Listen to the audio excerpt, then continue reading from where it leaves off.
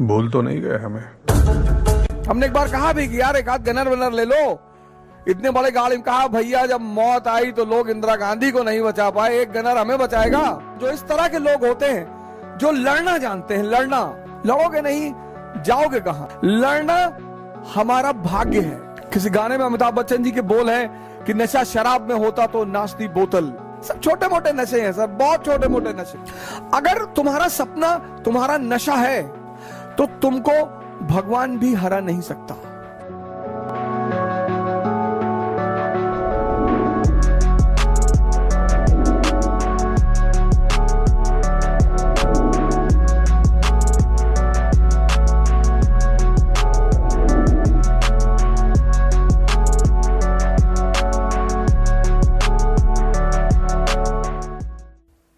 उन्होंने कहा, प्रधान जी ने हमारे कहा कि भाई गोंडा बाहुबलियों का शहर है।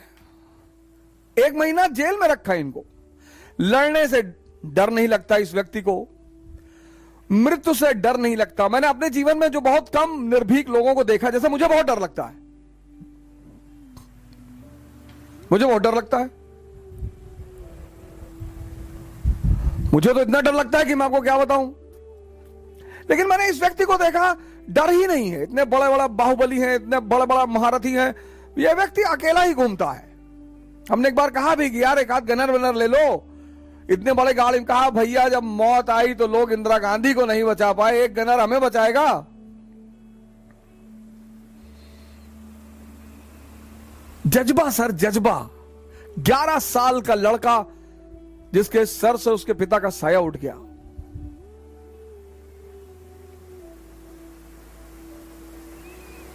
गोंडा जैसे शहर में, सामंतों का शहर, पूर्वांचल, एक से एक महारथी है, उनकी मर्जी के बिना परिंदा भी नहीं उड़ता। और वहां एक अकेला आदमी संघर्ष करता है, एक अकेला आदमी लड़ता है। युवा व्यक्ति, युवा। और मैं इस व्यक्ति को भविष्य में राजनीति में एक बड़े अच्छे पद पर देखता हूं। मैं तो जब ये मुझे फोन करते हैं, कहते हैं भैया पाए लगी, हम कहते हैं सांसद हो जाओ। जब बोलना ही है, आशीर्वाद ही देना है, तो छोटा मोटा क्या आशीर्वाद देना। और बाकी ये व्यक्ति सांसद बन गया तो फिर अपने रास्ते ये खुद ही तय कर लेगा। जो इस तरह के लोग होते हैं जो लड़ना जानते हैं, लड़ना, लड़ोगे नहीं जाओगे कहां। लड़ना हमारा भाग्य है। हमें गुरुत्वाकर्षण से लड़ना है, ग्रेविटेशन। हमें घर्षण से लड़ना है, फ्रिक्शन। लड़ना ही है सर। लड़ना मनुष्य की डेस्टिनी है। पंकज उदास जी कहते हैं जिंदगी एक नशे के सिवा कुछ नहीं। तुमको पीना ना आए तो मैं क्या करूं। किसी गाने में अमिताभ बच्चन जी के बोल हैं कि नशा शराब में होता तो नाचती बोतल। सब छोटे मोटे नशे हैं सर, बहुत छोटे मोटे नशे। अगर ये आपको प्रभावित करते हैं तो आपका मन विकसित नहीं हुआ सर। नशा तो पद का है सर। आप ये चेक कर लीजिए आपको जीवन में नशा किस चीज का है। अगर इन छोटी मोटी चीजों का है तो आप रह जाएंगे फिर वहीं पे। आप अपना नशा भी चेक करिए सर। मोदी जी को नशा रहा होगा, लालू जी को नशा रहा होगा। इन नशों ने ही इतनी ऊंचाई तक पहुंचाया सर। और किसी की हिम्मत ही नहीं है, और किसी की औकात ही नहीं है। नशा होना चाहिए सर। मुलायम सिंह यादव जी इतनी ऊंचाई तक पहुंचे, मायावती जी इतनी ऊंचाई तक पहुंची। किसका राजनीतिक करियर कैसा रहा वो एक अलग चीज है। लेकिन जब भी कोई सामान्य व्यक्ति असामान्य कार्य करता है तो वो नशे में ही रहा होगा। यहां लोग उठ नहीं पाते। या बड़े सारे लोग मेरे पास आते हैं, कहते हैं कि सर सुबह नींद नहीं खुलती। तो कौन कहता है सपने देखने के लिए। जब सपना देखो तो एक चीज चेक करो कि तुम्हारे अंदर उस सपने को लेकर नशा है या नहीं है। अगर तुम्हारा सपना तुम्हारा नशा है तो तुमको भगवान भी हरा नहीं सकता। बहुत बड़ा मंत्र है सर ये। अगर तुम्हारा सपना, तुम्हारा नशा है, तुम्हारा जो भी सपना है, बहुत सारे लोग सपने उधार मांग के लाते हैं। हमारे पापा चाहते हैं कि हम आईएएस बन जाएं, तुम क्या चाहते हो? नहीं, हम तो बैंक में भी काम कर लेंगे। तब तुम नहीं बनोगे,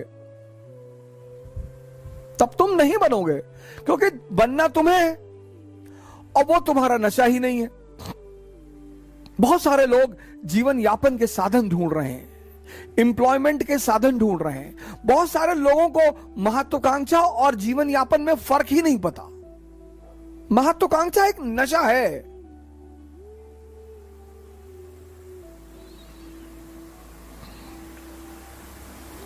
एम्बिशन एक नशा है। वो जिसको हो जाए, नेपोलियन को हो गया। सुनाऊंगा आपको नेपोलियन की कहानी। क्या मस्त कैरेक्टर है विश्व इतिहास में। मुर्दे को जिंदा कर दे। क्या कैलकुलेशन करता है, कैलकुलेशन, क्या सेटिंग बैठाता है, क्या कब्जा करता है। हारता है बाद में, पतन भी होता है उसका, लेकिन एक आम आदमी के घर का बेटा ट्रेंड सेटर है विश्व इतिहास में। वर्ल्ड हिस्ट्री में वो एक ट्रेंड सेटर है कि कुछ नहीं होता आम घर में पैदा होने से। हमारे माँ बाप कभी कभी बहुत गलत काम करते हैं हम, और गलत शायद वो अनजाने में करते हैं। अपने बच्चे से आप कभी मत कहिए कि इतनी बड़ी बड़ी बातें मत किया करो, कभी मत कहिए। अगर आपका बेटा, आपकी बेटी अगर आपसे बड़े बड़े बात करता है कि पापा एक दिन देश पे कब्जा कर लेंगे, सपोर्ट करिए उसे कि बिल्कुल करोगे, शाबाश, डटे रहो।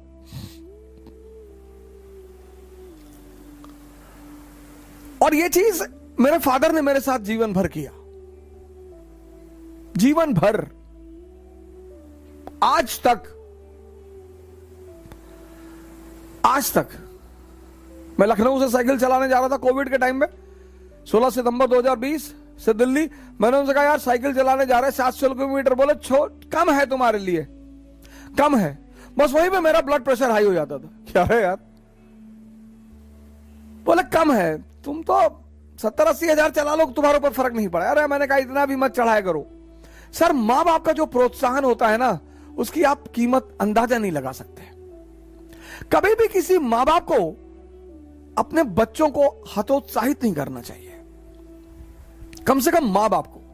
अगर आपके घर में आपका बच्चा तैयारी कर रहा है, आपकी बेटी तैयारी कर रही है, आपका बेटा तैयारी कर रहा है, उसको प्रेशर मत दीजिए। सर, आईएएस बहुत बड़ा प्रेशर है सर, बहुत बड़ा। ये कोचिंग वाले आपको नहीं बताएंगे सर। आपका बच्चा दिन भर प्रेशर कुकर बना रहता है सर। ऑप्शनल रिवाइज करना, मैं जानता हूं आप नहीं जानते इन बातों को। बहुत सारे लोग हैं आप में से, जैसे मेरे मां बाप नहीं जानते थे, ऐसे आप में से बहुत सारे मां बाप हैं जो नहीं जानते होंगे। कोई बात नहीं सर, अपने बच्चों पर दबाव मत बनाइए सर। उन्हें जब भी फोन करिए शाम को, कुछ पॉजिटिव खबर सुनाइए, कुछ अच्छा बताइए, कुछ मोरल बूस्ट करिए उनका। उनसे कहिए कि तुम्हारे लिए क्या है, तुम तो, मुझे डर है कहीं आईएएस बन के छोड़ ना दो। सर, उतनी लाइन जो होती है ना सर, दुनिया कहे ना कहे सर, कोई फर्क नहीं पड़ता। लेकिन जब मां बाप ये बात कहते हैं ना सर, बहुत फर्क पड़ता है सर। मैंने अपने पिताजी से देखा सर, बहुत फर्क पड़ता है सर, बहुत फर्क पड़ता है। मां बाप को अपने बच्चों का प्रोत्साहन, उन्हें डराना नहीं चाहिए। मां बाप सोचते हैं डराएंगे तो जब बच्चे ज्यादा काम करेंगे। सर, ऐसा नहीं है सर, उन्हें मौका दीजिए सर। आईएएस कहती है 21 साल एलिजिबिलिटी है, वो जानती है कि अब समझदार हो चुके हो, अब निर्णय ले सकते हो। आप उनसे सच्चाई बता दिए कि देखो बेटा, पढ़ा ही सकते हैं, एक बार ये सारा पैसा पढ़ाई में लग गया, फिर उसके बाद तुम्हारी कोई मदद ना कर पाएंगे। तो जब तक आ रहा है तब तक तुम कहीं स्टैब्लिश हो जाओ।